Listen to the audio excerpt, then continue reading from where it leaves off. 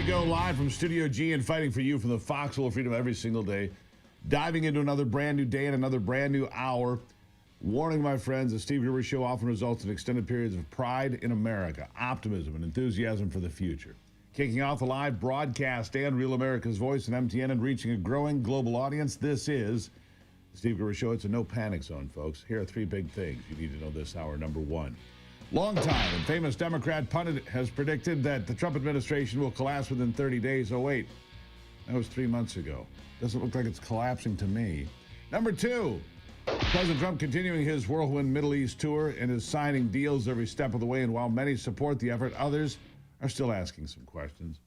And number three, I've been talking about the dishonest and failed corporate media here for, well, since the program began, for years.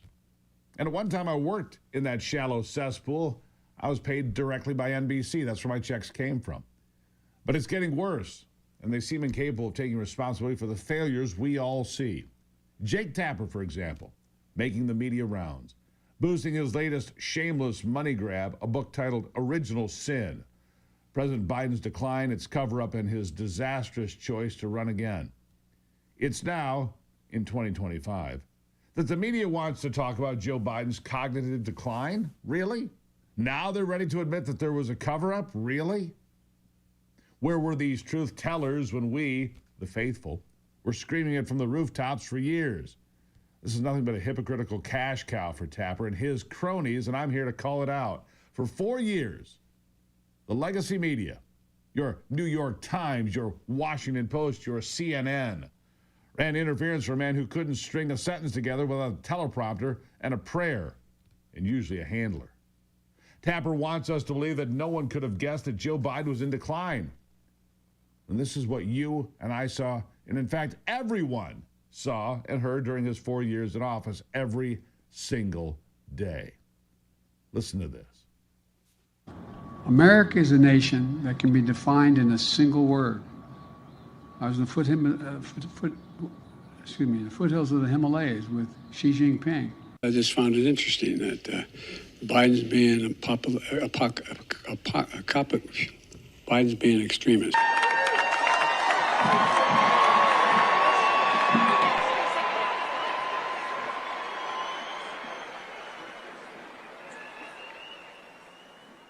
And that's just one of the many falls, by the way, falling there at that graduation ceremony. He fell off a stationary bike. He fell up the stairs of Air Force One. He couldn't walk, and he began to shuffle. We all saw it. And we talked about it here almost daily, but the mainstream media mocked us, called us conspiracy theorists, and clutched their pearls when we pointed out the obvious. Joe Biden was not fit to ride a bike, let alone run the free world. He couldn't even run a bath. Now, with Tapper's book set to hit shelves May 20th, they're suddenly shocked they are, that Biden's team hid his serious decline. Give me a break. It's like a fox guarding the hen house and then writing a tell-all about how the chickens disappeared. Here's Jake Tapper back in 2020 himself, the guy who's writing the book on Original Sin, shaming Laura Trump for calling out quite clearly Joe Biden's cognitive decline. Listen to what he says. Comment earlier in the campaign about Joe Biden. Let's take a listen to that. Every time he comes on stage or they turn to him, I'm like, Joe, can you get it out? Let's get the words out, Joe. You kind of feel bad for him. How do you think it makes little kids with stutters feel when they see you make a comment like that? First and foremost, I had no idea that Joe Biden ever suffered from a stutter. I think what we see on stage with Joe Biden, Jake, is very clearly a cognitive decline. Okay. That's what I'm referring to. It makes me uncomfortable. You have no. I can't. That's so amazing. It's so amazing to me that try and figure out an answer. A cognitive decline. Well, when you're trying to tell me that what I was suggesting was I think that you were mocking his stutter. Yeah, I think you were mocking his stutter, and I think you have absolutely no standing to diagnose somebody's cognitive decline. I would think that somebody in the Trump family would be more sensitive to people who do not have medical licenses diagnosing politicians from afar. Plenty of people have diagnosed your father from afar, and I'm sure it offends you. Your father-in-law from afar. I'm sure it offends you. You don't have any standing to say. Diagnosing him. What I'm saying, Jake, you just talked about a cognitive decline. There's the same guy who just wrote the book, Original Sin. Right. Unbelievable. Let's talk about Biden's cognitive decline, a condition that Tapper said there was no evidence of. Shall we? The man skipped his annual physicals, the cognitive exam, every single year of his presidency. In 2021, his physician, Dr. Kevin O'Connor, conveniently left out any mention of a cognitive test in Biden's health report. Same story 22, 23, and 24. Crickets. The White House brushed it off, saying Biden's daily activities were proof enough of his mental sharpness. You know, here's Joe Biden defending that decision, too, because, of course, what else could he do? Listen. Would you be willing to undergo an independent medical evaluation that included neurological and cognitive tests and release the results to the American people? Look, I have a cognitive test every single day. Every day I have that test. Everything I do. You know, not only am I campaigning, but I'm running the world. And that's not how it sounds like hyperbole. But we are the essential nation in the world. Madeleine Albright was right. And every single day, for example, today, before I come out here, I'm on the phone with the Prime Minister of, well, anyway, I shouldn't get into detail, but. Yeah, there it is. It seems like a long time ago now, doesn't it? You see Donald Trump all over the place, working at 5 in the morning, 10 o'clock at night. Right now, he's giving a speech at Qatar. Right now, as we speak, to the military base in Qatar. He's there today. 6 in the morning, giving a speech, talking to the military. We're supposed to believe, I mean, that is, looking back at Joe Biden, it's frightening. We were supposed to believe his daily activities were a cognitive test? Really? Like shuffling across the lawn, whispering into microphones, or calling out for dead members of Congress during speeches? The media ate it up, never pressing harder. They let Karine Jean-Pierre dodge questions about Biden's health like she was auditioning for the Olympics. Now, these pundits are laying the blame entirely at the feet of Democrat politicians. Chuck Schumer dodged the question on Joe Biden not being fit to be president, and then Chuck Todd blames Democrats when he, little Chucky Todd, was one of the biggest offenders and liars on TV and was as complicit as anyone else. Listen. Did you really not have any idea that he was not fit to serve a second term? Casey, we're looking forward. We have the largest Medicaid cut in front of us. We have the whole federal you're government facing all at of this risk. because you lost a presidential election. And Look, is that not Joe Biden's responsibility for deciding to run again? We're looking forward. That's it? We're going to hold it right there. That's it for now. We're going to deep dive this when we come back after the break. But you know the thing, I'm still stunned thinking about Joe Biden there, those comments. Every day we went through that, every single day on this program. Jake Tapper, we had no idea. How dare you call him out for a stutter? It wasn't a stutter, Jake. It was a synaptic relay delay that was massive and pronounced and getting worse. Anyhow, we'll leave it there for now. It's the Steve Gruber Show. Good to have you on board where the honest media lives. I'll be right back.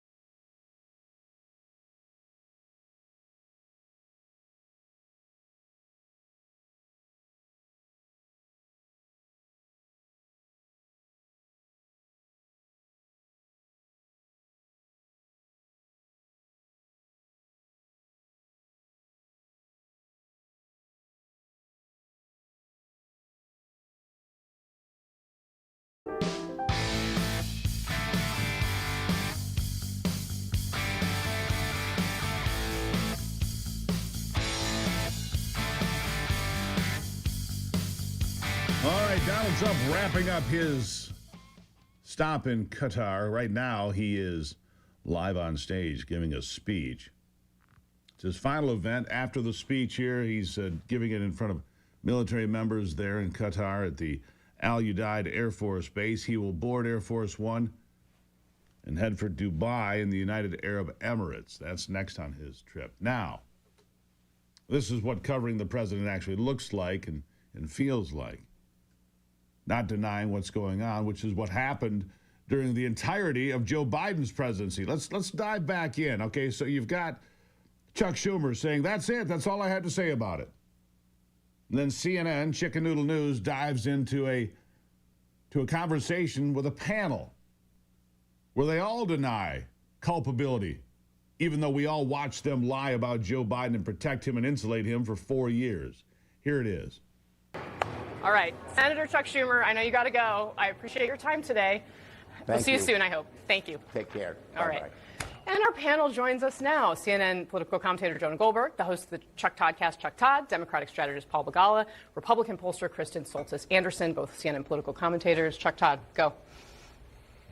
He is among the people that are responsible for this. The leaders of the Democratic Party, the staff of the White House. And I have to say, I find everybody now talking to these authors, get out of here. Go home. You're part of the problem. Now you tell us? So I find, the reason why the Democratic Party has less credibility today. Here's an unpopular president, and the Democratic Party has a worse rating than the Republican Party with this catastrophic governance that we've seen over the last 120 days. And yet, why is the Democratic Party in worse shape? Because of this distrust, because of this, frankly, what the public feels as if the party leadership let them down and let this happen. He's as responsible as anybody else. He was a leader in the party. He could have said something sooner, and he didn't. Yeah. And then the absurdity went next level because Chucky Todd lied. We already saw the comments from Jake Tapper. Chucky Todd did that every day on NBC. Nothing but crap. Yeah, he was spitting and sputtering how it was not his fault. Of course it was his fault. He never lost access to the White House because he carried their water and kissed the entire Biden team's ass. Here he is. Joe Scarborough is not a journalist. He is a defender. Fair. Right? Pundits were defending because they didn't want to lose their access. Yeah. Okay, to the White House. Journalists were getting essentially stonewalled. Yeah, no, look, so the actual journalists were doing the work. So that's where I want to draw a line because I do sort of resent this idea that somehow it's the media's fault that Joe Biden ran for president. Ultimately, it is Joe Biden, the West Wing, and the Democratic Party who created this disaster. That's all fun. You didn't vet it, Chuck. Lying little weasel. Little Chucky Todd wants to wash his hands of the whole thing, but this was him downplaying the Hur report. Remember, Robert Hur came out and said he's an elderly man with a poor memory. He would never stand up in court. And what did little Chucky Todd say? Oh, it was part of a right-wing noise machine. Yep, a career professional prosecutor, just a noise machine. Here's Chucky Todd. Listen to this.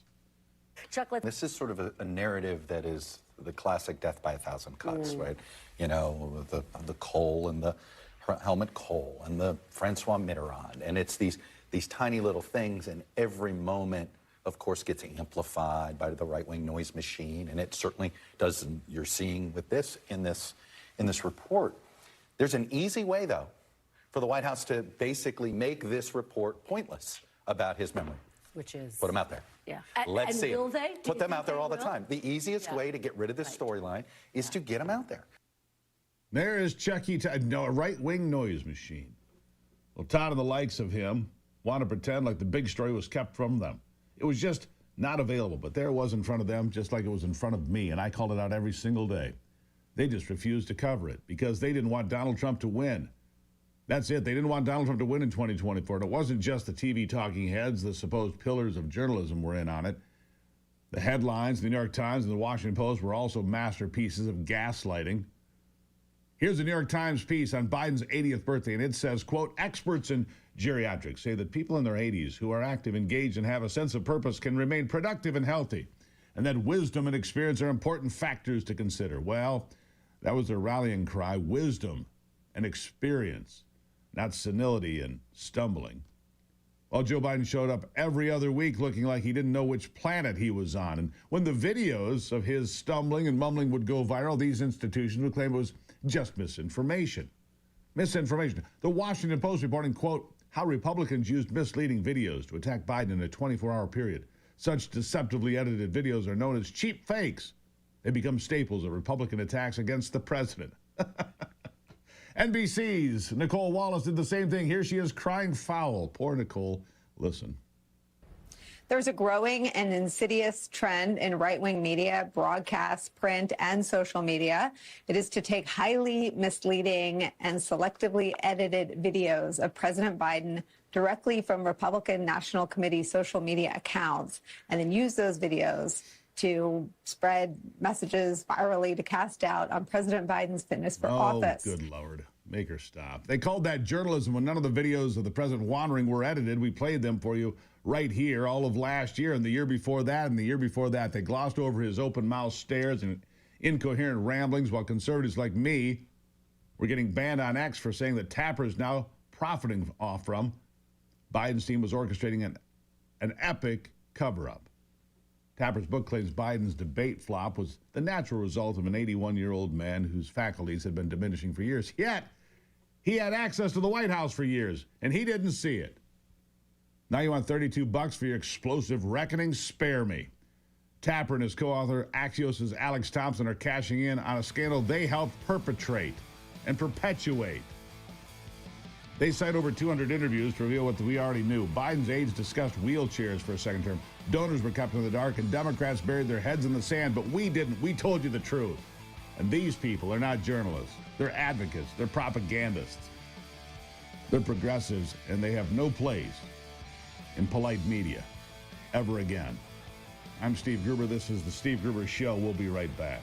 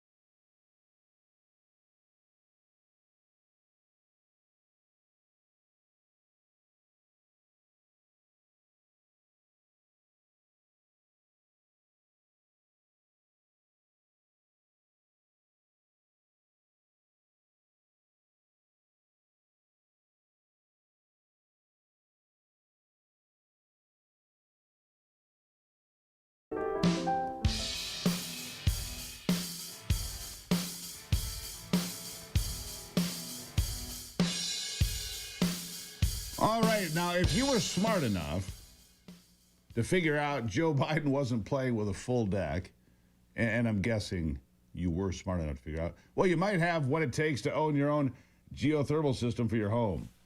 Got a well and some do-it-yourself skills? You're halfway to owning a geothermal system. Well Connect is the only hybrid geothermal system that's designed for easy homeowner installation. No digging, no ductwork, no demolition. Or if you don't want to do that, you can hire your trusted local HVAC pro. It installs in about a day. Look, this is a genius system. It connects to your existing heating and air system. You don't take anything out. You don't rip anything out, not a massive construction job, nothing like that. And you could save 90% on your heating and cooling. Can you imagine saving 90% right now on your electric bill, your heating bill? Either way, these savings, they start instantly. The system pays for itself. If you want to know more, and you do, visit wellconnectgeo.com.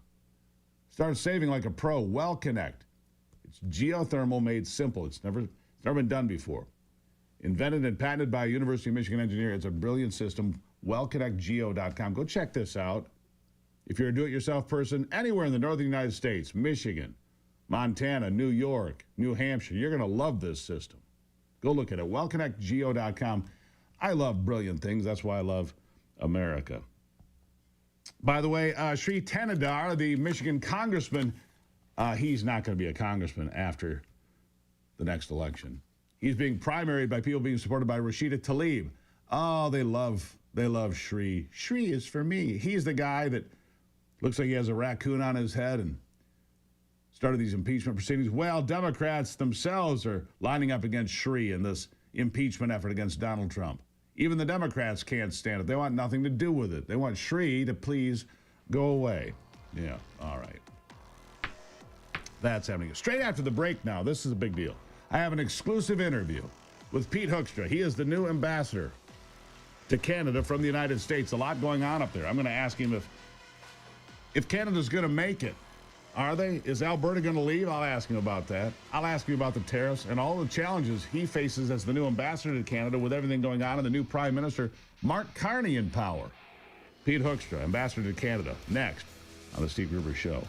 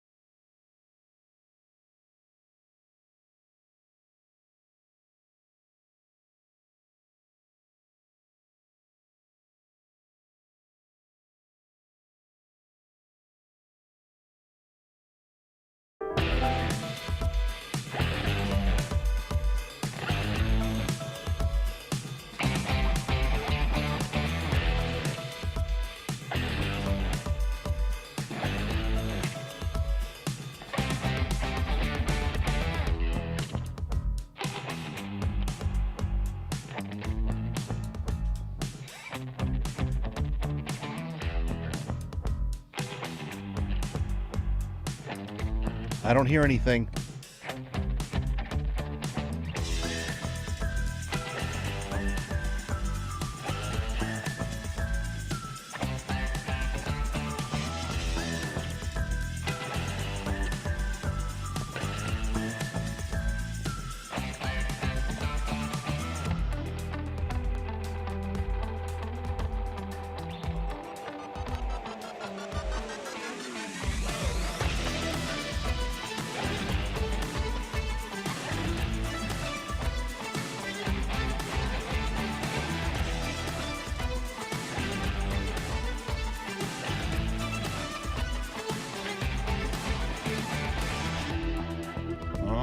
obviously, we have an issue there with Pete Hoekstra's tape. I interviewed him yesterday afternoon. We're going to clean up that technical issue. I apologize for that. Having a bit of an issue there. We'll clean that up shortly, figure out what the situation is. Pete Hoekstra, the first Dutch-American politician. He was an ambassador to the Netherlands, and then he was the ambassador to Canada, right? All right, so as we're working that out, Donald Trump is in Qatar, speaking to the American troops right now, and says that the real strength of our military doesn't come from its fighter jets, it comes from our people. He's right about that. That's why the 2026 budget includes across-the-board pay raises for each and every one of you. As Commander-in-Chief, I will always fulfill my duty to you, he says. It's been a successful trip, to say the least. The only concern coming out of this, excuse me, is the gift, the jet gift from the Qataris to the Trump administration of that jet. Not sure how that's going to play out yet. We'll keep an eye on how it all plays out. Now, Donald Trump finishing up at the Al Udeid Air Base, heading over to Dubai in the United Arab Emirates. You know, we'll keep an eye on that. Also today, in Turkey, President Zelensky and Vladimir Putin to sit down face-to-face, we're told. Now, Putin, now we're told, not sure he's going to be there. But Marco Rubio will be there for the United States. And apparently Lindsey Graham is also there. I don't know why Lindsey Graham is in Turkey, but these are important moments. If Donald Trump can secure peace through his efforts in Ukraine, it'd be remarkable. If he can secure peace in Gaza, remarkable. He secured a fragile ceasefire between India and Pakistan, and that's holding. At least they're shooting at each other less. And basically, he used the trade threat against them. The trade threat against them was how he brought that conflict to an end.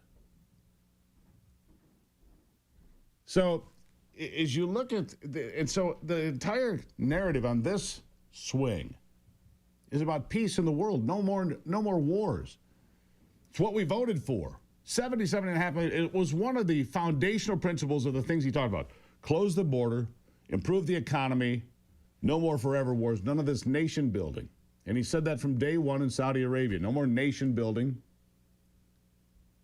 We're not going to have any more of that. We're done with it because it fails. We don't build nations. We destroy nations, and then they become a relic of what they were. So there you are. What else is happening today? Robert F. Kennedy Jr., a big fight yesterday. Big fight yesterday between Health and Human Services Secretary Bobby Kennedy and Senator Patty Murray of Washington.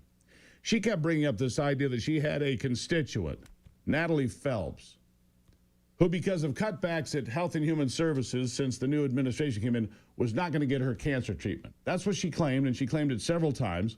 And Bobby Kennedy, said, well, can I get her name and I can help her out and see if she can get into this study? And she kept saying, that's not acceptable.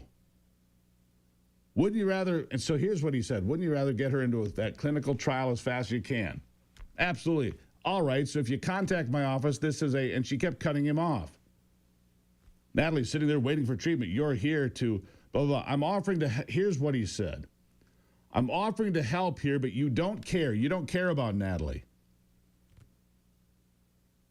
You do everything in your power to try to get Natalie the clinical trial quicker. As it turns out, he went and checked during the recess.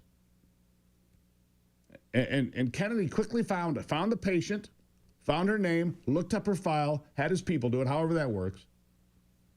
She was ineligible for the clinical trials. She was medically ineligible.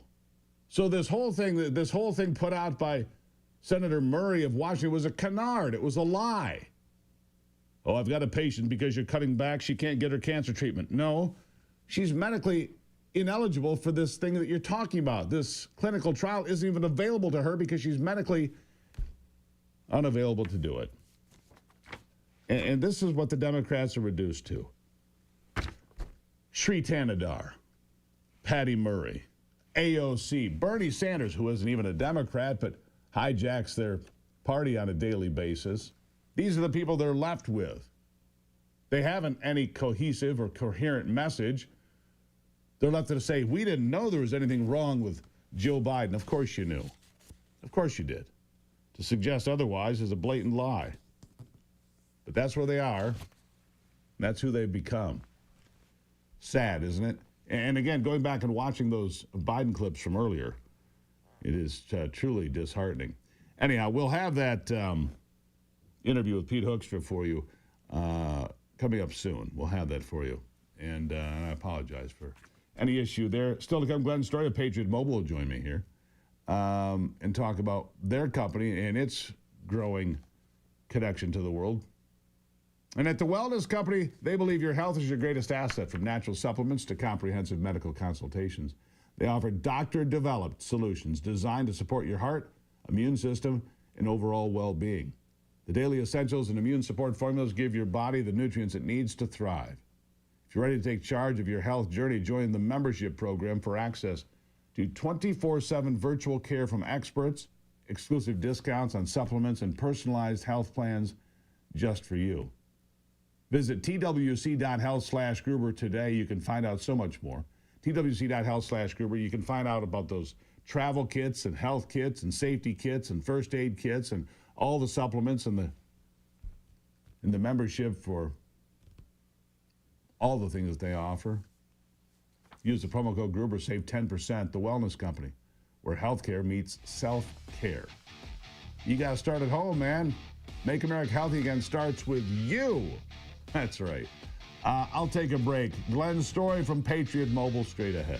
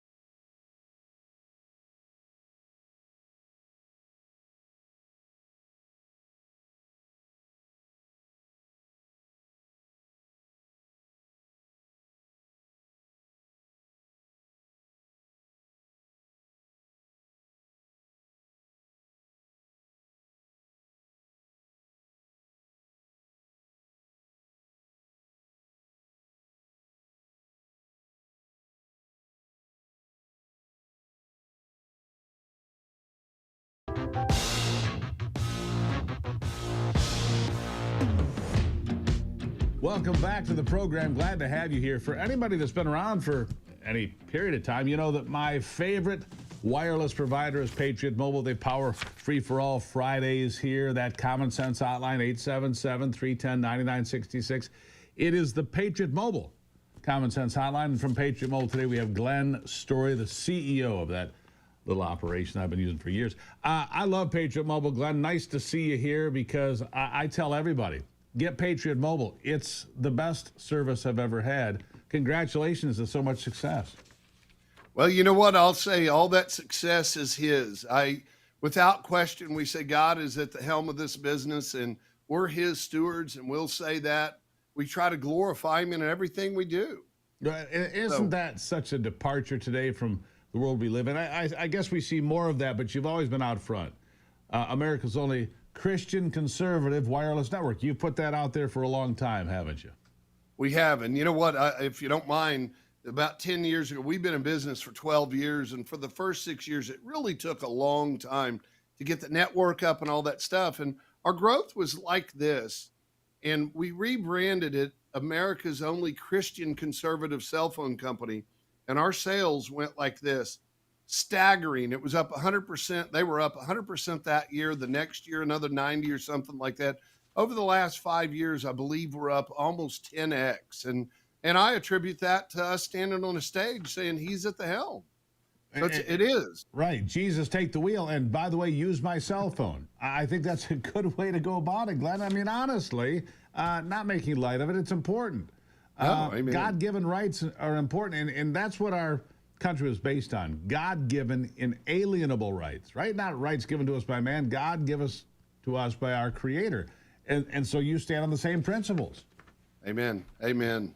Yeah, I love that you say that like you know it in the back of your hand, right? Well, it's true, my friend.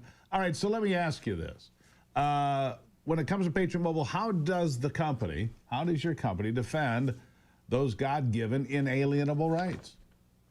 Well, that's pretty easy, right? Simple. You just said it. We're basically a cell phone service provider, right? But we take the proceeds from every phone bill. We take a percentage and we donate back to what I would say is biblical causes, right? First Amendment, Second Amendment, right to life, military and first responders. And, if you ask me, those are really biblical values, right? You think life was granted. I knew you before you were in the womb. I knew you while you were in the womb. I knitted you together. You know, the chapter in Jeremiah. Sure. But the real beauty of it is that's how we glorify our Creator. And you do it every day. And in fact, you say don't give money to people that don't believe in your core principles, which is why you encourage people to join Patriot Mobile. You believe in the core principles. You provide great service. That's one thing, but it's not giving to people that are, opposed to what we believe. And I believe in God and country and family. And you guys do too. That's why we've been such good partners together. That's right. That's right. And you know what? I never knock the carriers. They are great partners. I just say it a little bit differently. We have all United States-based customer service. When you call somebody, you get a redneck like me in East Texas or somebody in California. And you know what? It's not uncommon for somebody to say, hey, I want to pray with you. And one really interesting story, we were at one of the shows. You've seen us at many, many shows. I have. And a gentleman walks up and says, hey, you know what? I signed up, and you know what? At the end of my conversation, the man on the phone, the customer service rep, said, something doesn't sound right now. And he goes, yeah, I'm very sad. And, my mom just passed away or something. And he prayed with them, and they prayed, and the guy just felt better. How anyway, wonderful. Oh, yeah. And he goes like, okay, well, who was it? And he said it was Philip. Well, Philip was standing right over there. They got to hug and cry together again. And it's like, you're not going to get that at most companies. Well, you don't get most companies the ability to even understand the person on the end of the line when you call for, Amen. service or upgrades or a question you might have. Having 100% U.S.-based customer service is critical, because the other thing I tell people, the reason a lot of people stay with the same cell company year after year, they're not happy, they grumble about it, they stay with it because it's too hard to switch. You guys make it so easy It's easy. The folks are speaking English. You can understand what's going on. It makes it a breeze. Now, I want to bring something up here, Glenn, before you get away from me. And that is, you told me you're taking the show on the road with Jason Aldean all over this country. What's that all about? Well, it's kind of interesting. You know, he's a right-wing conservative, and we love what he stands for. And the opportunity came up that we were for us to sponsor the 2025 Jason Aldean Full Throttle Tour. And so we're excited to be there. We'll be at all of his shows. And the real beauty is we get to show a video at the show. He'll bring it up, but here, and we'll have a presence there as well. But here's the real interesting thing. We have a sweepstakes. There's several different prizes. You can enter it. You don't have to be there to win the sweepstakes. It'll be a lot of fun, and a signed guitar at every show. And I think the grand prize is a VIP experience at his show in either West Palm or Orlando for an all expense paid trip. And it's exciting, and he's promoting it. Yeah. Good. And the fact that you get to show a video and promote what your values are, and I think that's going to connect with a lot of folks in Jason Aldean's crowd as well. I mean, there's no question about that, Glenn. Right now, folks, if you're not familiar with Patriot Mobile, let me encourage you. Glenn and I have been buddies since this whole thing started. He's just like he is right now. He doesn't change. He's always got that big smile on his face, which I appreciate. So I'd like you to go to patriotmobile.com/Gruber, or you can call 972-PATRIOT. Get a free month of service with the promo code Gruber. You can do that right now. I'll get you started. And trust me when I say you're going to be pleased that you do this. Patriot Mobile has been our service, well, for years now. Glenn Story, thank you. I don't get to talk to you very much. Come back anytime, please. All right, let's get together. Hey, by the way, I want you to join us. We're in Detroit for 2 nights. I'd like you to join us. I'll see you there. Glenn Story, thank you very much. Patriot Mobile. Again, patriotmobile.com/Gruber, or call 972-PATRIOT. I'll be right back on The Steve Gruber Show.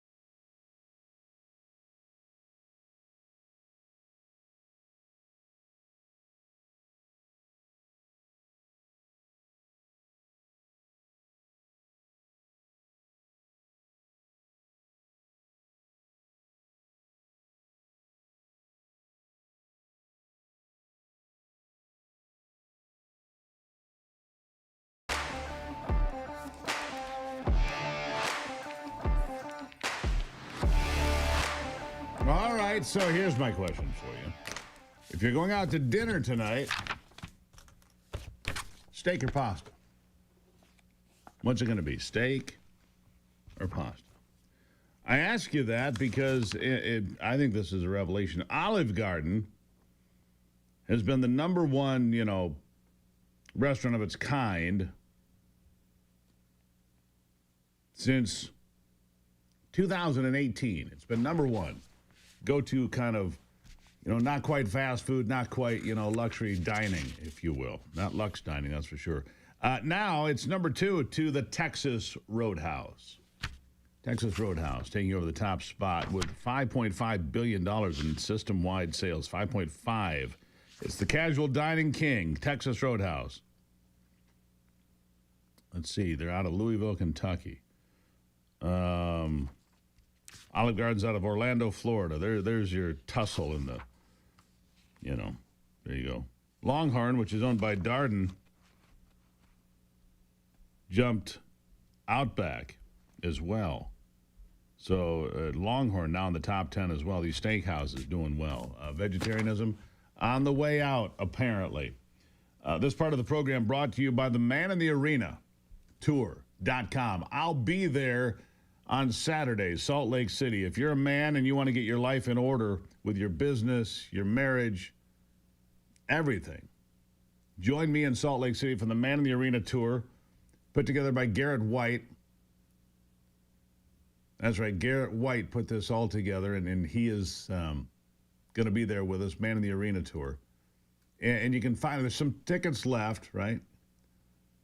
But Garrett White, he is the unstoppable founder of Wake Up Warrior, taking the stage, Man in the Arena Tour. I'll see you there.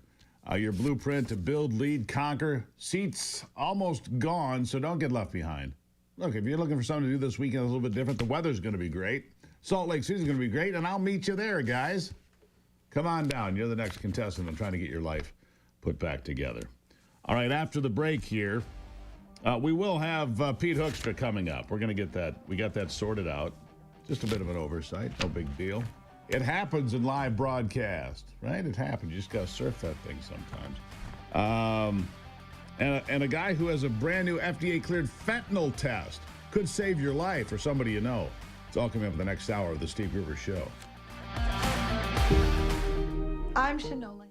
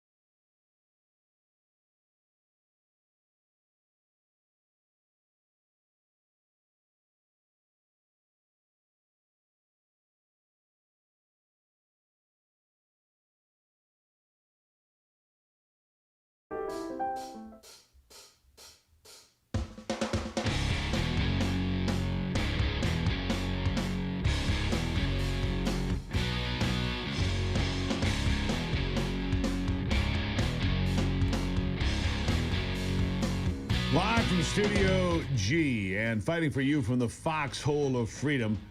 We're going into another brand new hour of the Steve Gruber Show. Glad you are here for all the excitement as Donald Trump is now getting back onto Air Force One. He'll be wheels up to Dubai momentarily. We're live in all 50 states and around the world. It's a dirty job, and I'm going to dig in and do it here. 3 big things you need to know right now. Number one, Tom Homan totally obliterates the vapid open border and the argument, and the criminals deserve full due process bullcrap coming from the Democrats, and it's fun to watch. It is. Number two, Sri Tanadar doesn't care that he's going to be run out of Washington on a rail shortly. He thinks he can save his political career if he can just attack Donald Trump and try to get him impeached.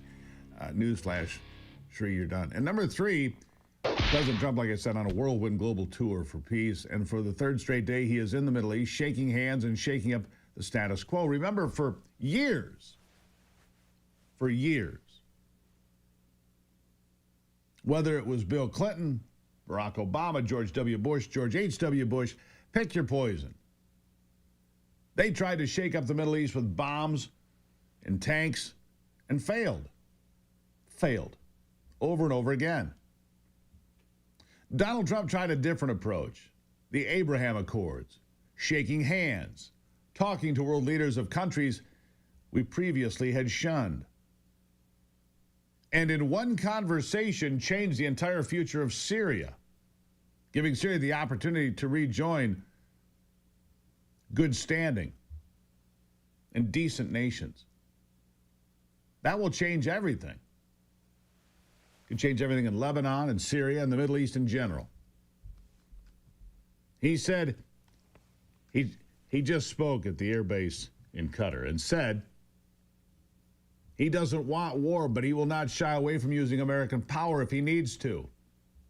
And that's exactly right. It's how it should be. Use American power if you need to, but not if you don't. Not if you don't. So Donald Trump on his way to Dubai now, where he will complete his 4-day trip through the Middle East, Saudi Arabia, Qatar, Dubai, all in a row. Boom, boom, boom, boom. Dubai is a beautiful city, by the way. I'd like to see it at some point. Make sure you remember that you can have great architecture in this world. I mean, you look at American cities, we're just dull. Concrete, too much of it. They build cool stuff in Dubai, and so it is. So you've got that going on. Donald Trump working to secure peace. And over here, you've got Sri Tanadar going after Donald Trump and trying to have him impeached. So bad is it that House Democrats say they're going to join Republican colleagues in running this bad idea out the door. Democrat leaders signaling they're against Sri Tanadar's impeachment push, and he's being challenged in the primary, and his primary challengers are being supported by Rashida Tlaib. Sri Tanadar's in real trouble here. He's not going to have a political career. And, okay, so he was asked by my friend Charlie LaDuff. Charlie's down in Detroit, in the heart of the city on a regular basis. And he met up with Sri recently since he became a member of Congress and asked him, hey, can you tell me about the places in your district? Can you tell me? Oh, and what about those beagles? Listen to Charlie and Sri.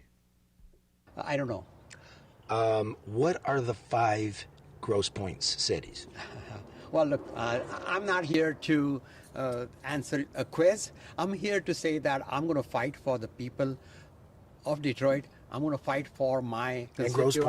And Grosse Pointe and all of the Grosse Points and all of Taylor and every every part of the 13th district. I'm just do this real quick. Grosse Pointe Park, Grosse Pointe Woods, Grosse Pointe Farms, and Grosse Pointe Shores. Okay. Right. You know, on your campaign filings, it says occupation. Yours says United States government. Aren't you employed by the people of the United States? Yeah, I am. Okay, you fix that one. Okay, and finally, you're getting nailed with this one. The beagles. You abandoned the beagles, left them to die in their cages at your pharmaceutical testing. Well, I love animals. I love it. I love animals. Thanks, Sri. Okay, so here he is. How bad is it First of all, it looks like he has roadkill on his head. And that's being about as polite as I can be. It looks like roadkill. I can't tell you what kind of roadkill, but it looks like roadkill, all right? Sri laying out his articles of just an embarrassment for Michigan. You know, Debbie Dingell was caught snoring in committee yesterday. Just laid right out, sawn logs, asleep. Anyhow, here's Sri laying out his articles of impeachment. People see this president has conducted impeachable misconduct. This president and his actions have been unconstitutional. This president has broken the law. He has abused the power of his office multiple times. Just as we speak here today. What do you think about a rule that members of Congress should be like the president from here? He talks and he's got a mouthful of marbles. And then Sri admits he is being called a lunatic, not just by Republicans, but by Democrats as well. Listen to this gem. Blatant violation of his constitutional duties. There is no doubt about it, and not a single member of Democratic Party. You can ask even some Democrats have called me lunatic, just like the president has called me lunatic. Violations of his office. That's what I'm thinking. Yeah. So it is.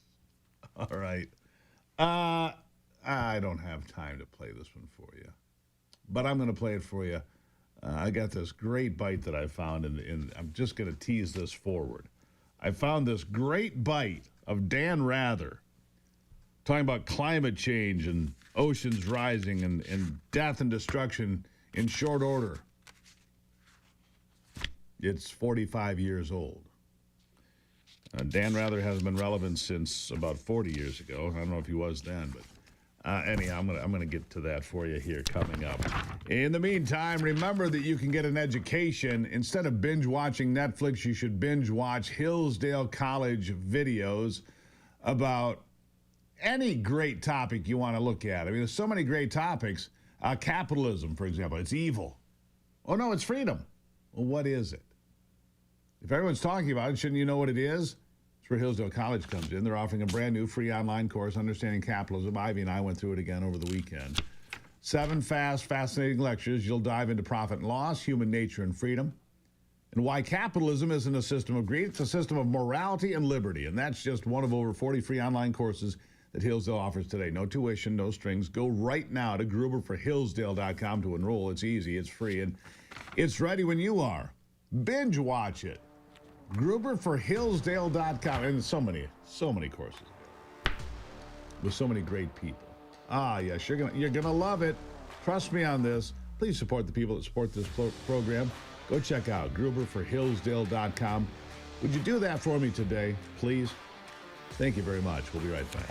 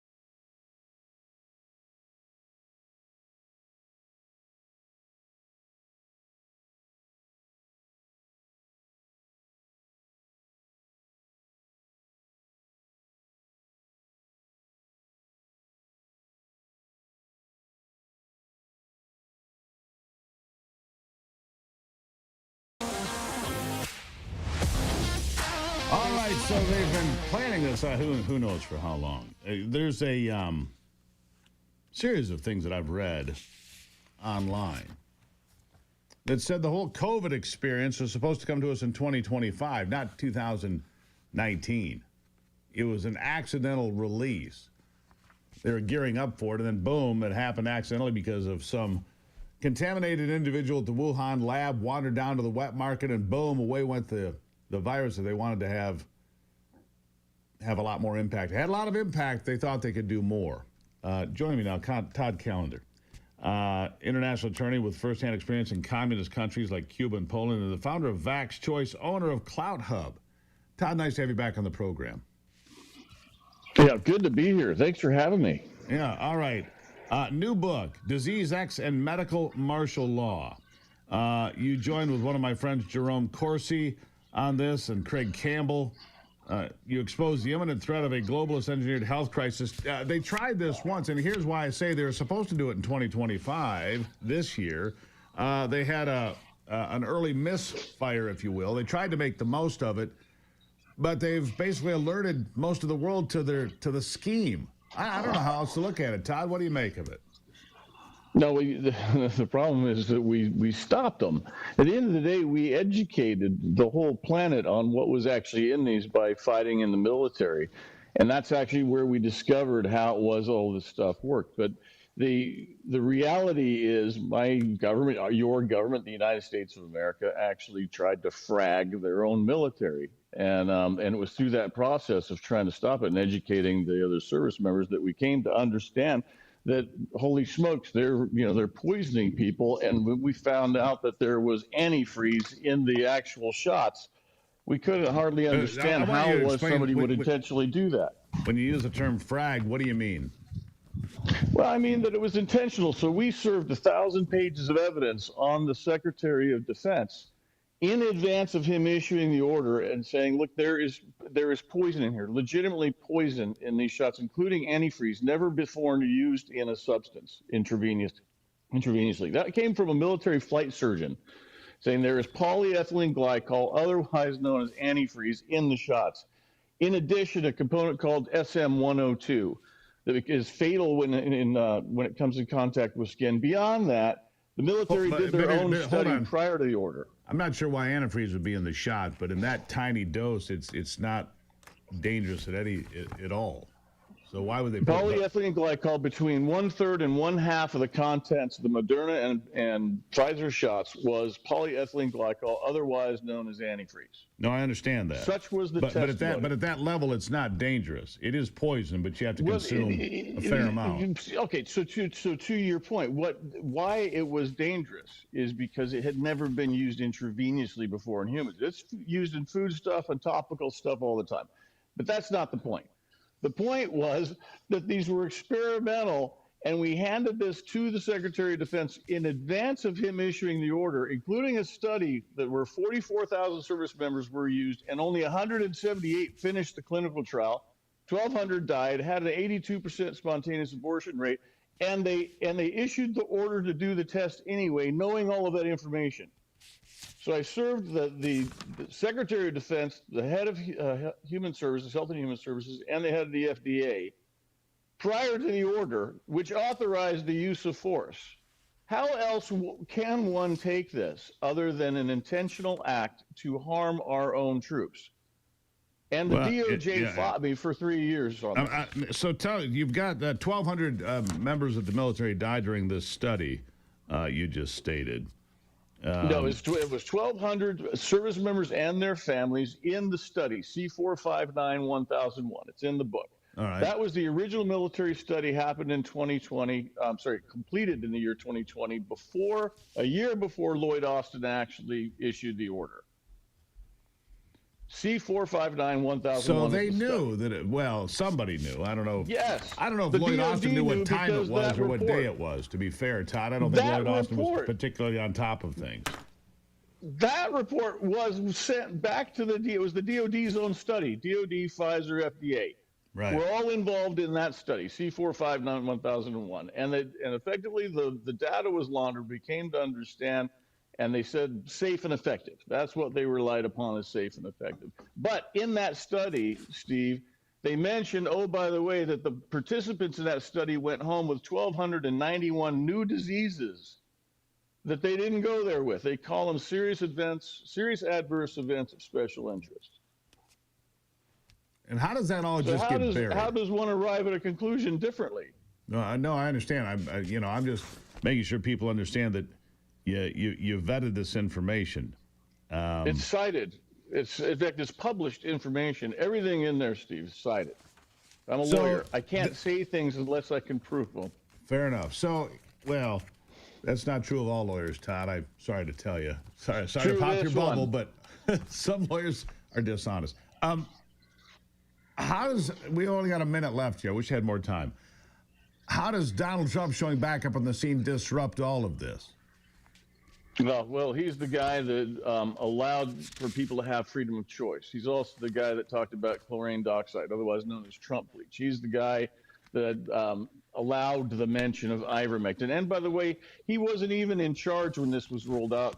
Operation Warp Speed was launched in 2016, before his presidency. They just let him effectively take the fall. But he's the guy that gave us the freedom of choice. And now that he's back in the ring, so to speak, he's the guy in charge. The second attempt to do this isn't going to work. Yeah. Todd Callender, I greatly appreciate you being here. Disease X and Medical Martial Law is the book. With Jerome Corsi, Craig Campbell. Jerome Corsi, of course, been on this program many times for people that join us. I'll come back anytime, Todd. Hopefully when we got a little more time to sort this out and dig down for the facts, sir. Thank you. Yeah, my pleasure. Thank you for having me, Steve. Greatly appreciate it. There you have it. Disease X and Medical Martial Law. You got questions? You might have the answers you're looking for. I'll be right back.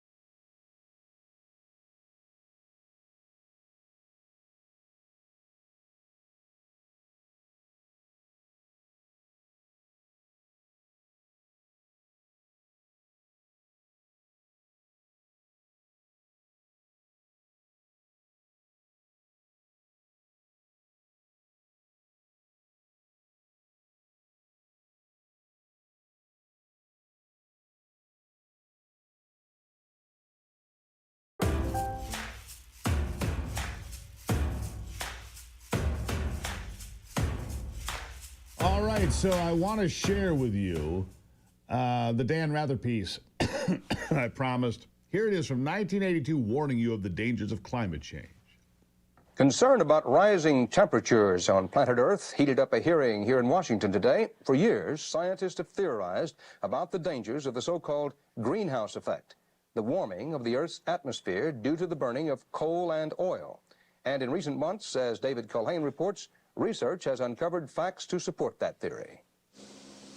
Many scientists claim that the temperature of the Earth's atmosphere has been rising over the past 100 years, that the great sheets of pack ice in Antarctica are melting at a much more rapid rate than previously. And finally, that the sea level has been rising with increasing swiftness over the past 40 years. If these scientists are correct, about 25% of Florida would be flooded, along with low-lying areas all over the world. Climate changes could produce widespread disruption of agriculture. The American farm belt might be too dry, and the wheat and corn crops would have to move to Canada. Scientists blame the odorless, colorless carbon dioxide gas for these potentially dangerous changes around the planet. It is the greenhouse effect. The gas allows sunlight to filter down and warm the Earth. But like the glass of a greenhouse, the carbon dioxide tends to trap heat so that it cannot rise into space. The scientists maintain that the coal, oil, and gas we've been burning for 100 years have produced more and more carbon dioxide and helped overheat the Earth. Now, some political leaders endorse the demands for more CO2 monitoring stations, like this one in Hawaii. And they share the anger of the scientists at Reagan administration budget cuts at a time when they feel closer to getting definitive answers. We are not doing the kind of research that we should be doing to determine whether or not these scientists who are so alarmed are correct in their assessment. And what they find out will affect the lives and fortunes of millions of people, the very survival of cities like this one. David Culhane, CBS News, New York.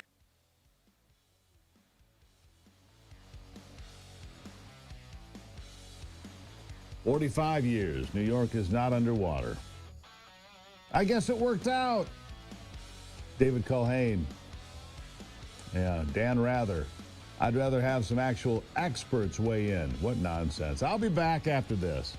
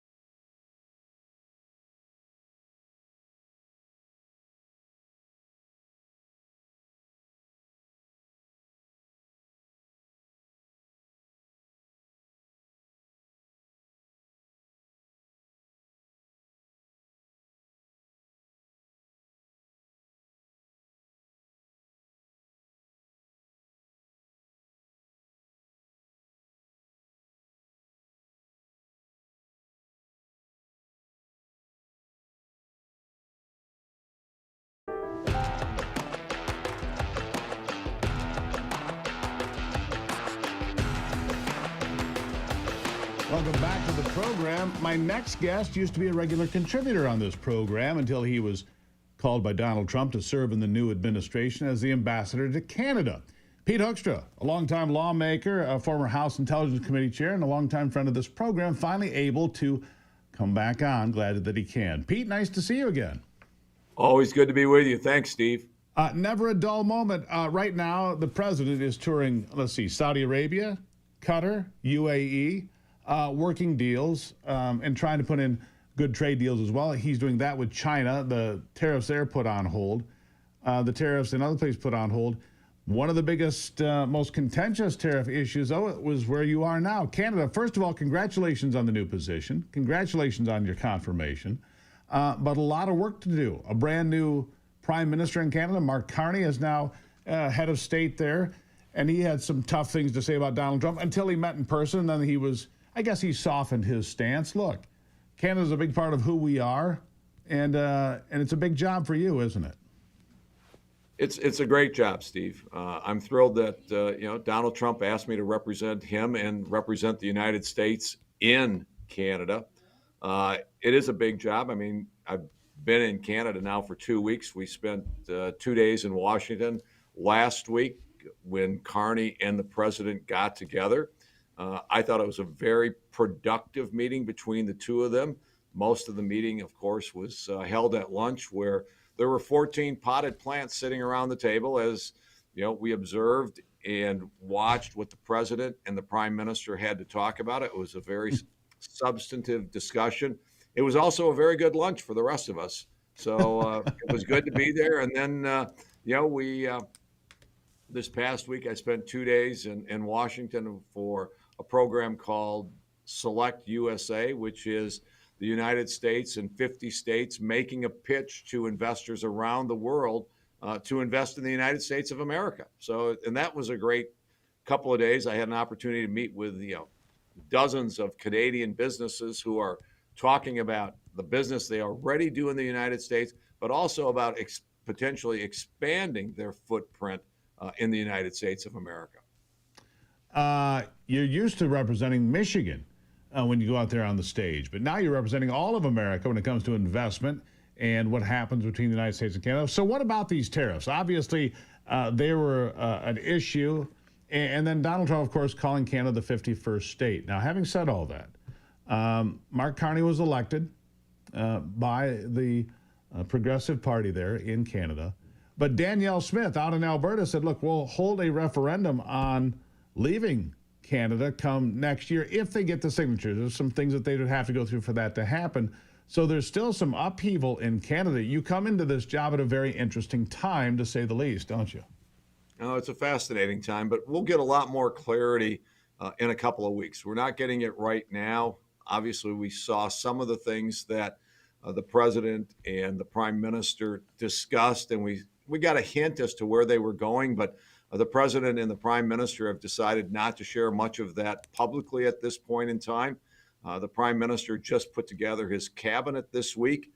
They have what is called a speech from the throne, which happens towards the end of this month. I think it's the Tuesday after Memorial Day. But the speech from the throne, it'll be King Charles will be here. He will read the speech that is provided to him by Mark Carney and the Liberal Party, and it lays out their agenda, what they want Parliament to do over the coming months. And at that point in time, I think we'll get a lot more clarity as to we've moved beyond the campaign, we've moved beyond a transition period. Here is what Canada is willing to do, in this relationship to get us back on the right track. It's a fair point you make there. Look, Donald Trump said plenty of things on the campaign trail, trying to win an election. He did.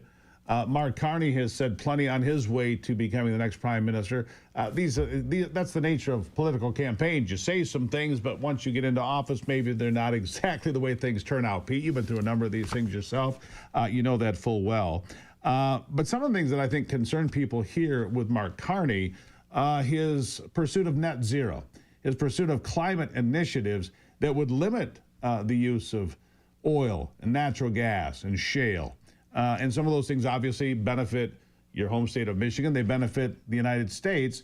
And that's one of the things that's going to have to be figured out, isn't it? It is going to have to be figured out. And that's why I think there's a lot of us that are eagerly anticipating what comes out of the speech from the throne, because this will then be the message and the agenda from Prime Minister Carney. Now, I will take a little bit. So I want to stop right there. I want you to help us out with it, just educate us a little bit here. This speech from the throne with King Charles. Right. Obviously, it's a figurehead position, being the king of England and the Commonwealth of Canada. But how much weight does it carry? Oh, it carries it. Assuming it is exactly what happens in the Netherlands, it carries a tremendous amount of weight. This is not the King of the Netherlands, in my experience in the Netherlands, right? Or in this case now, King Charles coming in, that he's sitting at his desk right now and trying to write a speech that he's going to deliver in Canada in 2 weeks.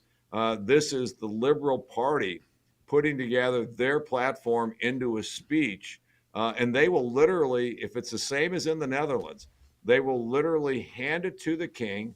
The king will probably rehearse it, but he will not rehearse it for presentation where it has accent marks and those types of things. He will get, in the Netherlands, what the king would do. He would read the speech in pretty much a monotone, all right? But when you went through the speech, you would see the agenda of the majority party or the ruling coalition in the Netherlands come out in the speech. And I'm assuming that is, from what I've heard, that is exactly what we will see in the speech from the throne. So basically, they'll recite the progressives. Mark Carney and his team will put in what they want. The king will basically recite it from. That's what I was asking. King Charles isn't going to come over and deliver his edict. It's going to be the progressives and how they see the country going. Okay, so beside some of these issues, one of the deals that I saw with the UK, for example, opened up agricultural markets to American products far more than they have in a long time. That's got to be something that American farmers are hoping for in any new deal when it comes to trade with the Canadians, wouldn't you think? Oh, I think so. I mean, I think the president was very clear. Our Ag Secretary Rollins, they were very clear that, hey, the deal with the UK is good for American farmers, good for American agriculture. So, and I think we've got some concerns with Canada at the same time, whether it's dairy, whether it's wheat, and those kinds of things that are going to have to be resolved in the coming months as we work towards a revised trade agreement with Canada. Yeah. Pete Hoekstra, the brand new ambassador to the nation of Canada. He's been surrounded by Canada his entire life living in Michigan. We're just glad they didn't invade from Ontario. Pete, congratulations on the new job. Really appreciate you taking time to be here, and hopefully we'll come and see you in Ottawa one of these days, sir. Thank you. The door is always open, Steve. Well, I greatly appreciate that. Mr. Ambassador, thank you. Hey, thank you. All right. There you have it, the new ambassador and a good friend of the program, Pete Hoekstra, ambassador to Canada. About as big of a job when it comes to diplomacy as you can have, especially with all the changes that are going on with Donald Trump and Mark Carney and all the rest. This is the Steve Gruber Show. We'll be back in just a moment.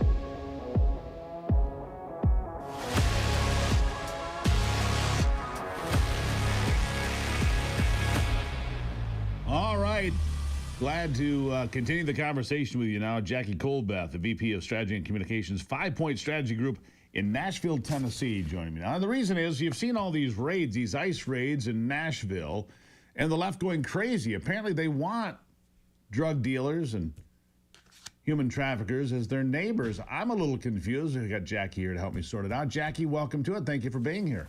Thanks for having me, Steve. So I'm confused. Who wants these folks as neighbors? Well, I would say all my neighbors in downtown Nashville would probably be quite pleased to have that. Tennessee is an interesting state because we are a super majority red state, right?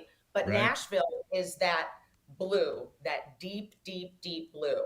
And everything bad is born out of the Metro City Council, like most cities. So I would say that you have a very small percentage of people who are really tyrannical with controlling the narrative in some of our largest cities, which are being most affected. So why is there this concentration of ignorance in these cities? Because it's not just true for Nashville. It's a concentration. It's like the catch in your drain. All the bad stuff gets caught there in that one area. Everything else is good and clean, and then you got this filth that's caught in the drain. Why? Yeah, it's, you know what, Steve, I attribute it to urban decay. I'm an urbanite. I grew up between New York, Chicago, Los Angeles. I live in Nashville, and it breaks my heart that some of what was our most beautiful urban areas have just been totally destroyed. And I do squarely blame that on Democratic leadership, no matter what the state, because I've lived in plenty of them. And they have a commitment to degrading cities, whether it's trash, homelessness, crime, crappy DAs, people not wanting to embrace ICE and come in and help these people in their communities. Right. It is just a commitment to stupid. Dedication. It takes dedication to be that stupid day after day, Jackie. I'm going to give you that. Listen, let's talk about some people that ICE targeted in their raids. How about Jassim Jafaf al-Rash, 60 years old, convicted rapist, citizen of the nation of Iraq. Franklin Oswaldo Velasquez Reyes, or as they would say on MSNBC, Franklin Oswaldo Velasquez Reyes. Why did they do that? Why did they do that? By the way, I'd seen must be Velasquez Reyes. Stop it. Just speak like an American. Anyhow, this guy's MS-13, Penado Membrano, Salvadoran, Alvarado Rodriguez, Guatemala, aggravated assault. Why would you want these people to stay? Why would you fight for these people? Why is this the hill that Democrats are willing to die on? It's hard to get inside their head with this type of strategy, but we had all seen people from all over the world flood over the border the last 4 years. And when we say every state is a border state, that is so true. Look at Tennessee. We are in the middle of the country, yet this is an issue in our state as well. Why the Democrats want to align themselves with being the fierce protectors of criminals and illegals who commit violent acts and multiple felonies, that's yet to be seen if that will be a good strategy. But certainly right now, it's not looking like that. It's a very emotional plea, Steve. The Democrats do an awesome job playing to emotions, and they want to portray these criminals like my relatives who came over from Italy through Ellis Island and many others and did it the right way and were hardworking. And they really have attached themselves to this issue in an upside down way. So here's the thing. I believe, and I do believe this, by the way, that this is an 80-20 issue for most people. Yes. I mean, you've got this very boisterous far-left fringe group of people screaming, members of Congress trying to throw elbows and throw their chest around in front of detention centers for ICE in New Jersey, as we've seen the last few days. But I don't think most people, and I was being facetious, I suppose, but I don't think that most people want these folks as neighbors. They don't want them living across the street. They don't want them living next to their children or their elderly mother. Right. So I think most people want them out. I think that the Democrats are lying in large part. I don't think they want men playing in women's sports. There's a lot of these issues that I think they're clinging to. I don't know what. I mean, they're lost in the wilderness since November, clearly. But I think most people in Tennessee and elsewhere would want these folks sent out of here. Like 150,000 the Trump administration has already deported. If you're involved with violent crime, I'm sorry, get out, right? I think that's where most people are.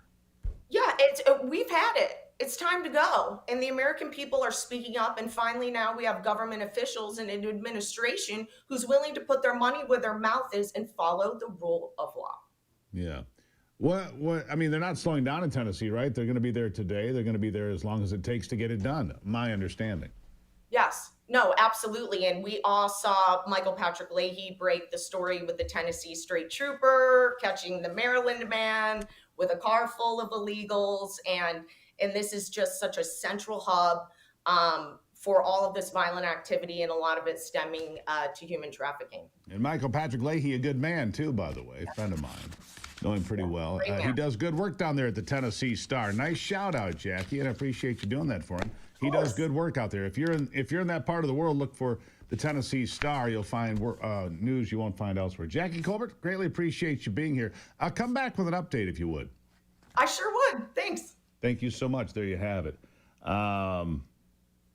She's right, by the way. The Tennessee Star, good website for the folks in Tennessee. Much like Michigan News Source is here in Michigan, right? It's a good place to get information you're not going to find elsewhere because it's not diluted by silliness, I suppose. As part of the program brought to you by my good friends at My Pure Health. If you want to lose weight the old-fashioned way, earn it and do it right, My Pure Health Solutions is the place you want to go. GruberHealth.com.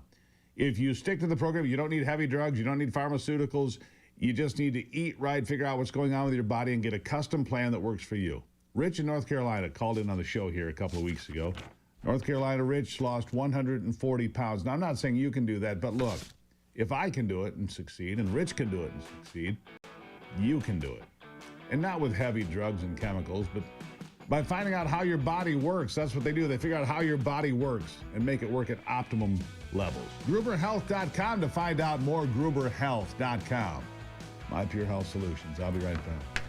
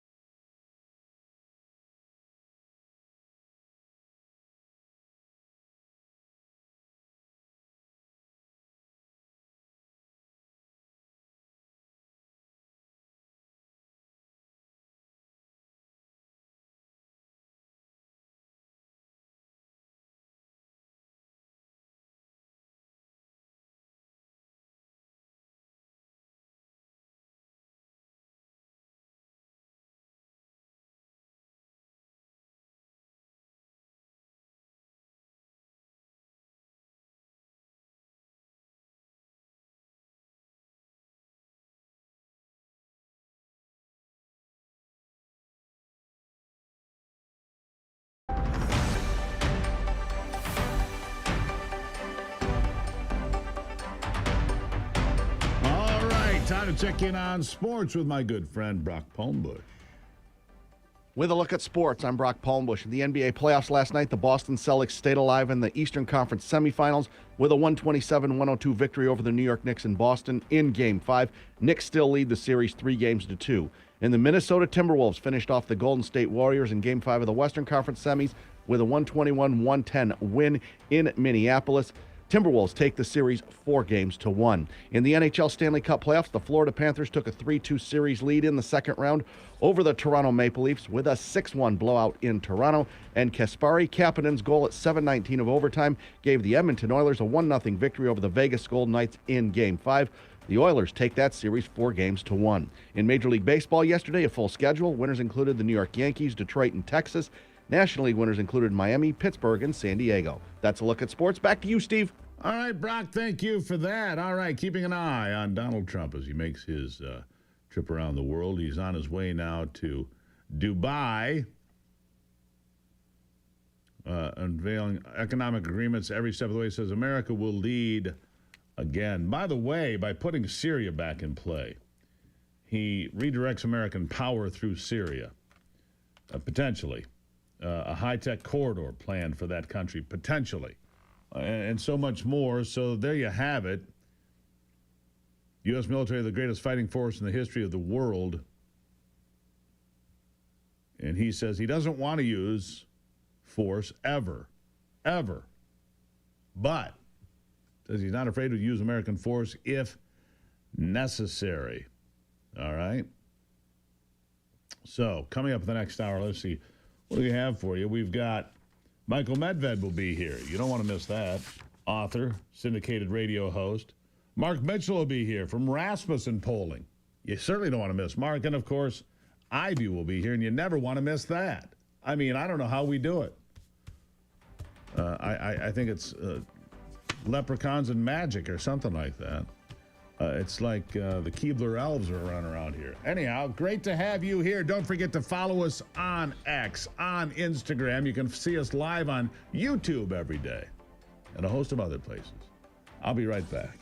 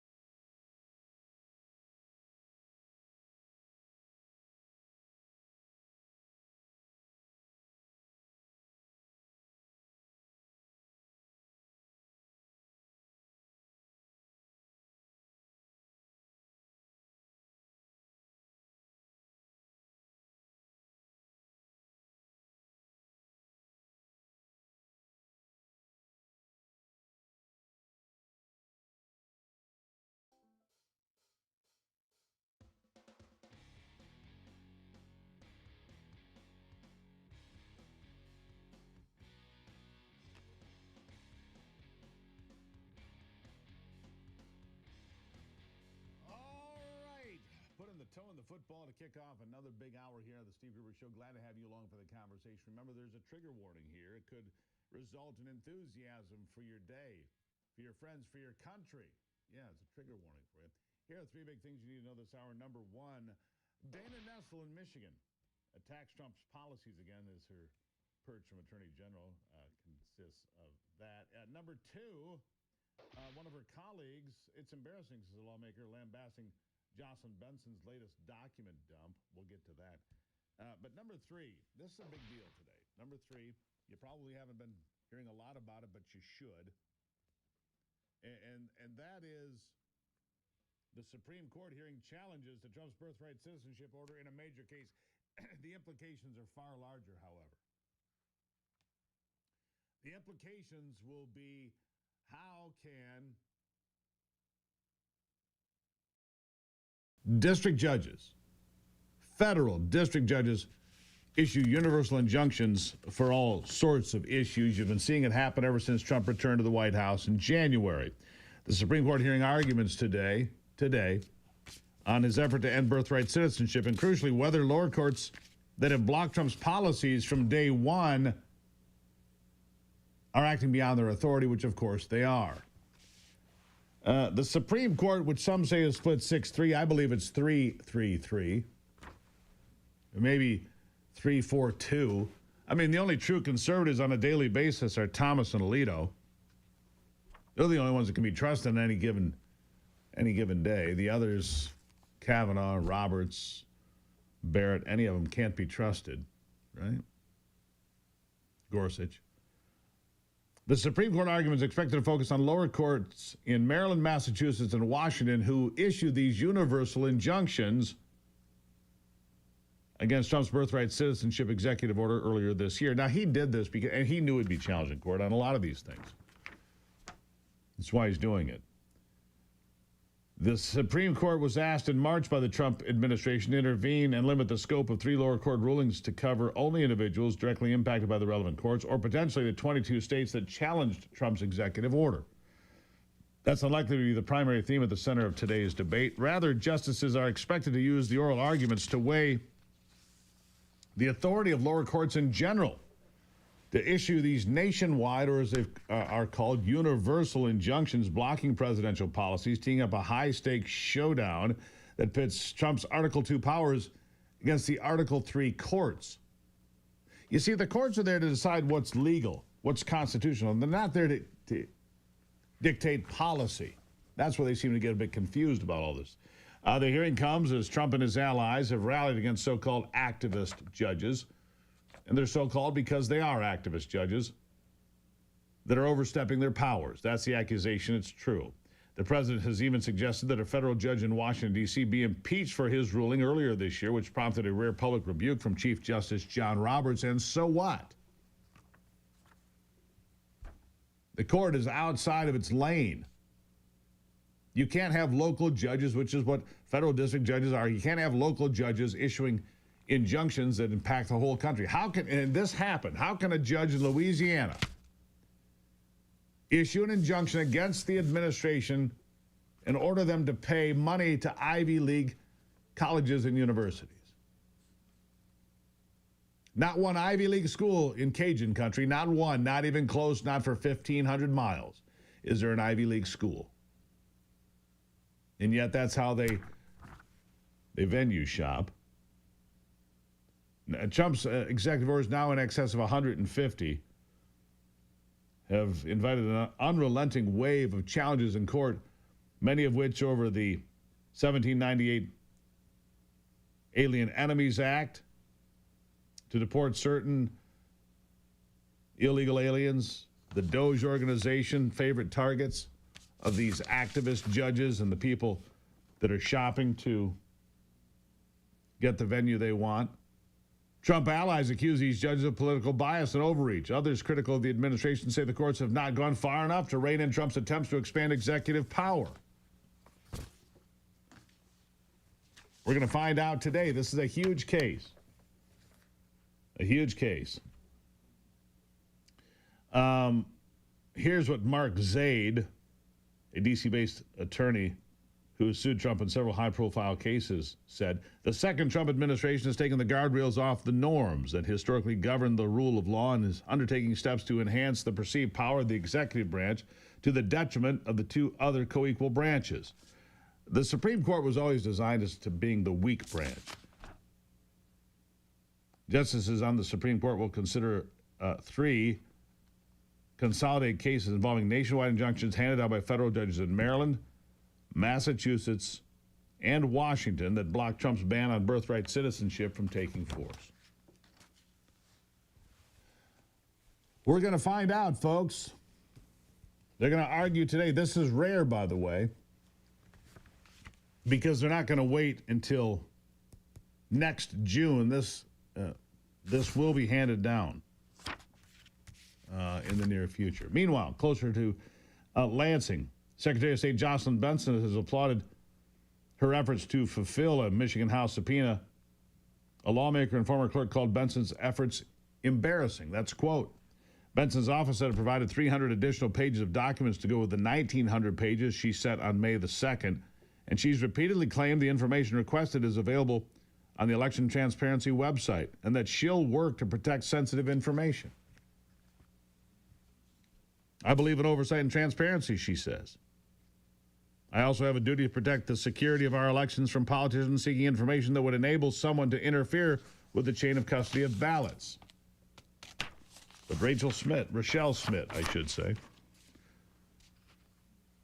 and the House Oversight Committee have gone back and forth Benson's office for months requesting materials detailing training information Benson gave clerks. A subpoena delivered to Benson last month demanded those materials, yet Smith said the 2 latest document dumps don't come anywhere close to fulfilling the subpoena and the request. There are thousands of clerks in Michigan who have access to this information, said Chair Jay DeBoyer. And I had access to this information just a few years ago, yet Secretary Benson refuses to hand it over. He's the chairman of the House Oversight Committee in Lansing. There's nothing more than a delay tactic that's being used by someone who seems to be petrified the public will actually find out how she's been training our clerks. The legislature has a responsibility to review these materials to ensure our clerks are being properly trained. Any attempts to prevent that core legislative function amounts to nothing more than clear obstruction. Benson says, DeBoyer says, her incompetence has forced the legislature to pass changes to clean up her mess. According to DeBoyer, there are problems that stem from the electronic filing system and disclosure requirements implemented by Benson as they relate to campaign finance disclosures. Today's action by the Michigan House has once again highlighted the astonishing incompetence of our Secretary of State, said Jay DeBoyer. He seems to be engaged and on top of it. Nice to see somebody in Lansing that's willing to take a stand and say, look, we can't do it this way anymore. Fulfill the subpoenas. Or what are you going to do? I guess my question to DeBoyer and Schmidt is, what are you going to do about it? Anything? Or just bump your gums? Thought I'd ask for a few folks. I'll take a break and be back. It's the Steve Gruber Show. Nice to see you today.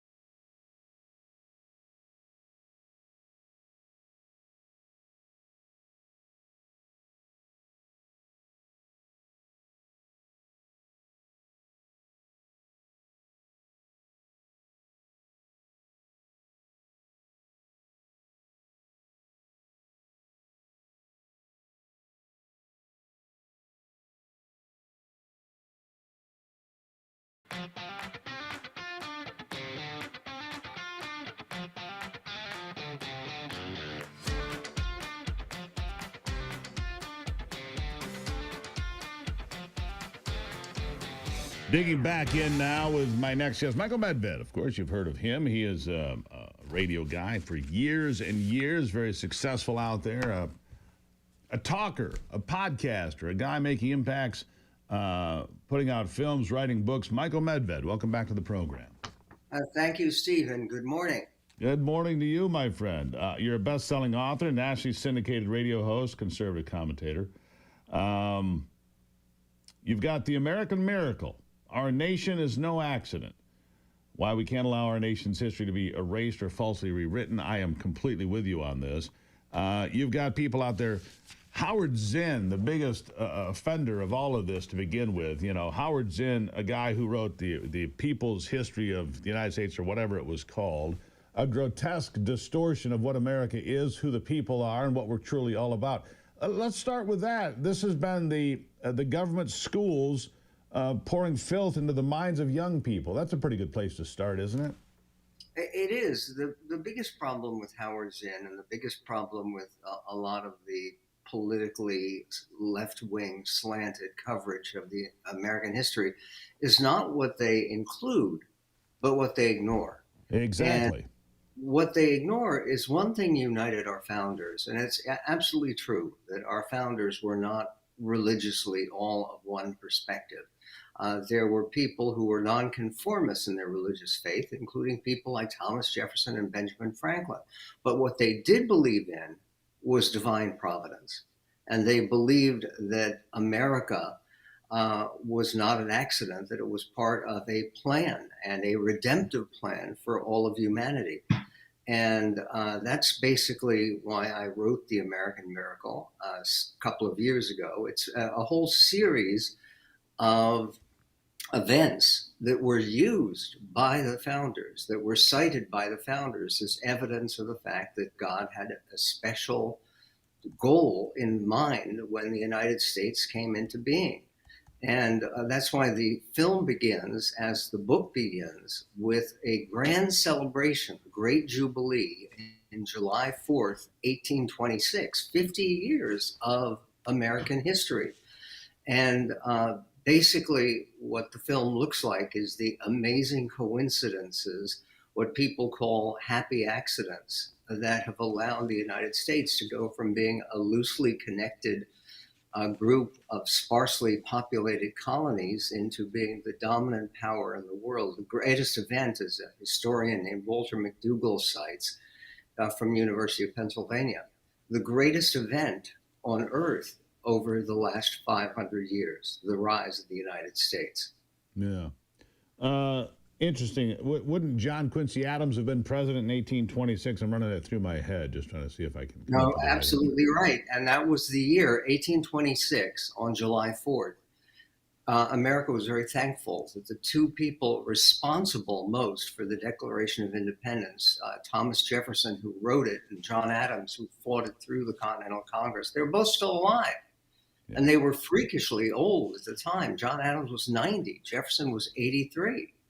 And they wanted to hang on to see that 50th celebration of America's founding. And they both hung on. They issued very eloquent statements about the meaning of that day. And during that day, they died. Both of them. Correct. And we calculate, and it's something we cite in the film, the odds are about 7 million to 1. Against that happening. They're the only two presidents who ever died on the same day or the same date. And it happened to be just not any date, but the 50th anniversary of the founding of the country. And people took that. We have a scene in the film that we recreated in Faneuil Hall in Boston, historic locale, right, where Daniel Webster gave a speech of what this indicated about the divine plan, the divine favor. That's what I was going to say. You couldn't have such an event occur, in my estimation, without divine intervention. No, that's exactly right, and that is just one of a series of events. New York is generally not foggy and cold in August. I mean, and I don't know about the middle of the country. Maybe you'll get some of that. Not in New York. And yet a completely freakish fog arose in 1776 after the Battle of Brooklyn to save the Continental Army from being captured by the British. And the British, including the commander of the British forces, Lord Howe, immediately thought this meteorological wonder, miracle, was divine, that it was not. And it's one of, Michael, there are so many instances. You go to the War of 1812 and the capital is being torched by the British and a freak rainstorm comes and puts the fire out. Or the Battle of Midway, which was completely impossible mathematically for the United States to win. I mean, I can give you all sorts of things, right? Right. The chapter on Midway in my book, God's Hand on America, which is the sequel, which is coming to The American Miracle. The Battle of Midway can only be called the 5-minute miracle because it was 5 minutes in which they sank the 3 Japanese carriers, the high Japanese fleet. Completely impossible. Outgunned, outnumbered, outmanned, and we did it anyway. Michael Medved, I got to leave it there for today. The American Miracle is a recent film. Michael Medved, always appreciate you being here, sir. You're a groundbreaking individual, and you always have your eye on the prize being that golden city on the hill, America. Michael, thank you. Amen. Thank you, Steve, and great to talk to you. You too, my friend. Michael Medved, everybody. Yeah, the 5-minute miracle at Midway. Remarkable stories. And if you didn't know about the fog in Brooklyn or the rainstorm on the Capitol during the War of 1812, all remarkable interventions from something more powerful than us. That's for sure. It's the Steve Gruber Show.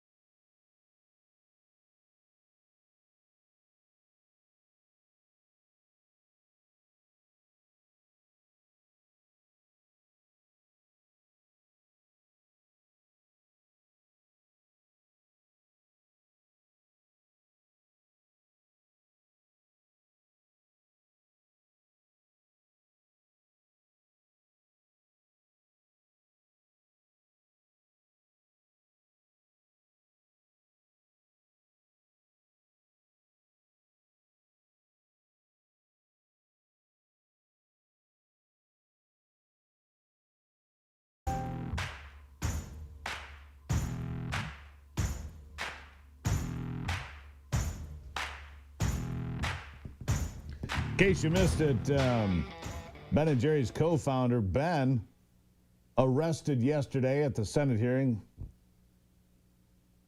He fought with Capitol Police. No reported casualties. Ben & Jerry, they sold out a long time ago to corporate interests. Pocketed all the money. He's a lefty. We're trying to get him on this program. I think I'm going to. But he was in there yelling at Bobby Kennedy. Who knows about what, right? Who knows about what? Can you, Anthony, can you pull up a bite for me here? I want you to pull up bite number, let me see. Well, I just had it. Is it bite 15? That's the climate hoax. That's not the one I want. I want the one that's James Carville talking about the collapse of the Trump administration. Anyhow, maybe it's bite 14. Try that. Give it a run. Run it up the flagpole. Yeah, this is what I believe. I believe that this administration, in less than 30 days, in the midst of a massive collapse. Yeah, that was in February. I just found that cute as hell. The Raging Cajun. He's the guy that predicted Kamala Harris would win. He says that the Trump administration was collapsing within 30 days. It was clear. It was undeniable. Okay. Jimmy, might want to take your dementia meds. Let's see here. I'm sorry about that for dementia patients. Don't mean to insult anybody. Let's see the futures here today as we look at the stock market. Collapsing? Nope. We're at 42,000. We're going to be a little bit down today, maybe 150 points, right at about 42,000. The S&P at 5,800. The NASDAQ over 21,000. The economy is humming right along, boys and girls. Gas is sneaking up, though. Gas prices on the rise a little bit, up to 319 national average, 323 in Michigan. It went down as a dime less, and all of a sudden it's spiked back up a little bit. Don't know why, because oil prices are stagnant. Oil prices have been stagnant for a long time, $61 to $64. They've been right in that range within a buck or two for a long time. So it must be a refinery issue. That's what I'll go with. When I come back, we'll have Mark Mitchell, one of my favorites, the polling truther, straight ahead.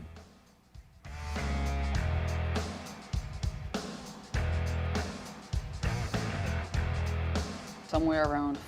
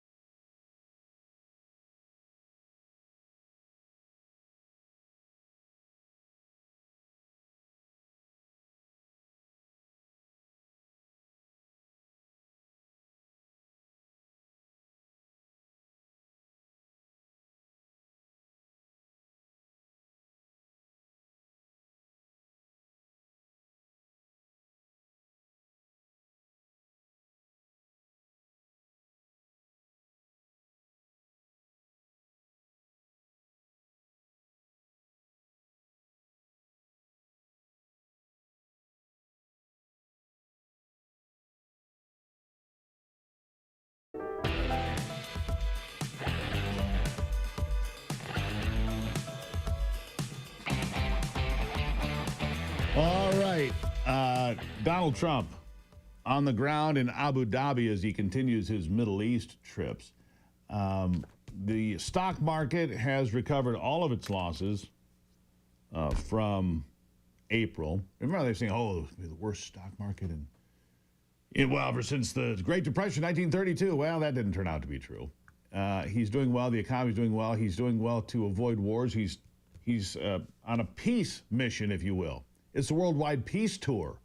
As a result, his numbers, according to my next guest, have been trending back up again, 50, 51, 52, consistently for the entire month of May. But you look at other polling companies, they'll tell you, oh, Donald Trump, they hate him. Not true. Mark Mitchell, the polling truther, is here. Mark, nice to see you again. Yeah, great to be here. Yeah, things aren't so bad.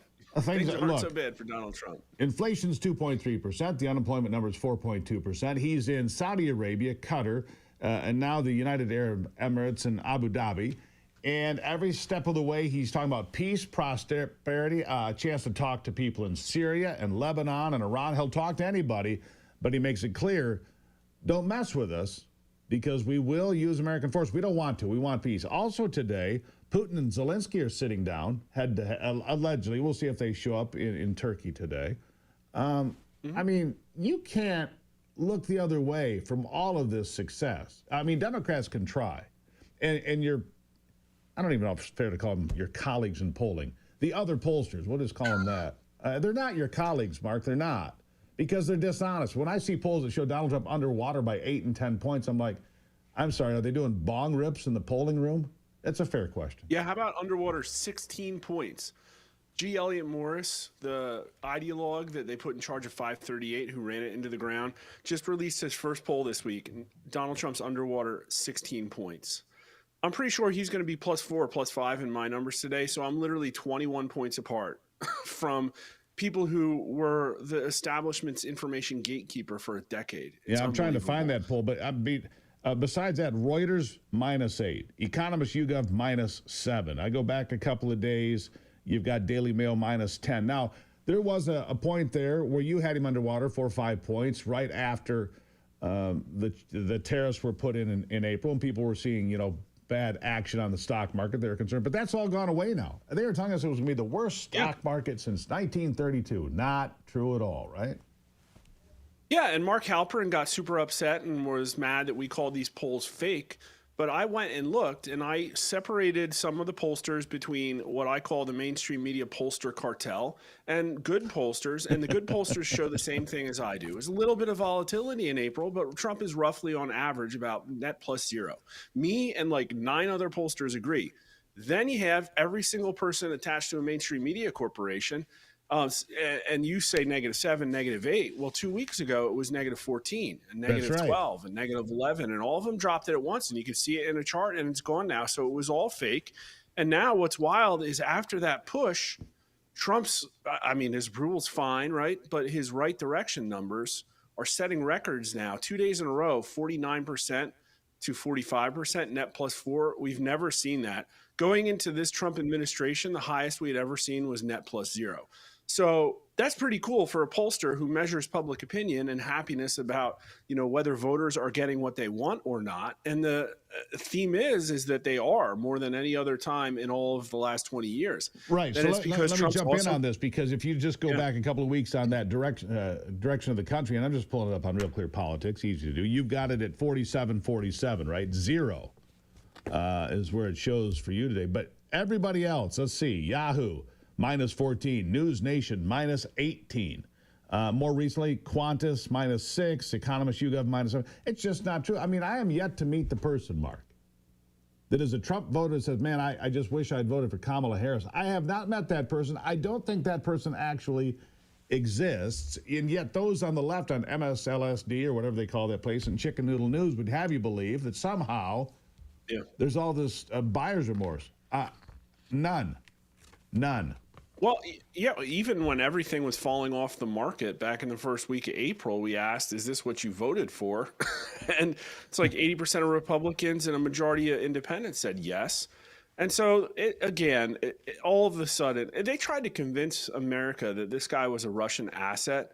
A whole bunch of pearl clutching about a 747 and a little bit of hiccups in the market. It's not going to do it. And the issue polling, in my opinion, shows that as well. How do you rate the way President Trump is handling national security issues? 33% excellent, 15% good. That's 48%.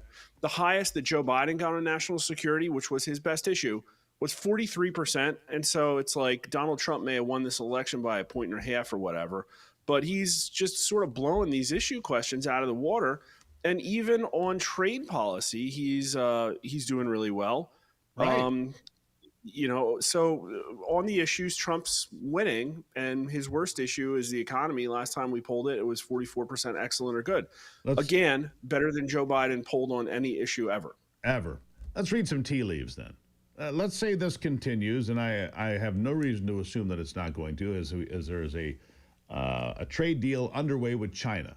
How it's going to end up, I'm not sure. But you got to deal with the UK. You've got deals working with the EU. You've got the trade representatives working these things out, and these tariffs have been set aside for the most part, at least put on pause. If the tariffs don't come back, the stock market's going to continue to be bold, I think, and continue to rise. We could be, by the end of this year, we could see a very strong economy. Inflation's already at 2.3%. With oil prices remaining depressed, I think that it's going to remain pretty good. If you have a good stock market, well, let's go ahead a year from now, Mark. Traditionally, midterm elections are tough for the party in power, but it could be a good midterm for Donald Trump to hold on to the House, maybe add a Senate seat or two. I mean, the Democrats are having to defend all over the map. What do you think looking way down the road? Way too early to predict, but what the hell? There's so many speed bumps and potholes between now and there.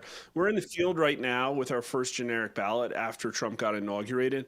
I expect to see probably a Republican plus 2 or 3, but as we've seen, because of electioneering asymmetries, let's just put it that way, the Democrats tend to outperform what you would expect from the generic ballot perspective. But Republicans should have pickups, especially considering that there's election integrity task force and an investigation into Act Blue right now.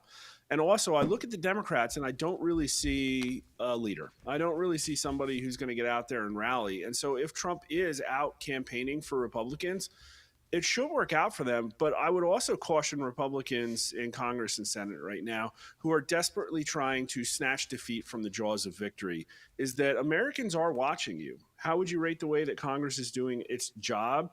Republicans, only 16% say excellent.